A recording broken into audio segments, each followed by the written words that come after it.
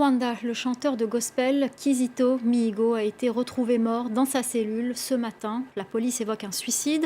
Arrêté jeudi dernier dans le sud du pays, les autorités le soupçonnaient d'avoir tenté de se rendre au Burundi voisin. Survivant du génocide, le chanteur était connu pour être un chantre de la réconciliation entre Hutus et Tutsis. Les précisions de notre correspondant Simon Wolfart. Au terme de 3 jours de détention dans le poste de police de Remera à Kigali, le chanteur de gospel Kizito Mihigo a été retrouvé pendu dans sa cellule ce matin vers 5 heures. Arrêté jeudi 13 février, il était accusé d'avoir tenté de traverser illégalement la frontière burundaise dans le but de rejoindre un groupe armé. Auparavant très reconnu dans le pays, le chanteur rwandais s'était attiré les foudres du gouvernement après une chanson controversée. Sa musique rapidement interdite, il est accusé 2 ans plus tard de conspiration et d'entretenir des liens avec les rebelles du FDLR et le Rwanda National Congress. Le chanteur est alors condamné à 10 ans de prison.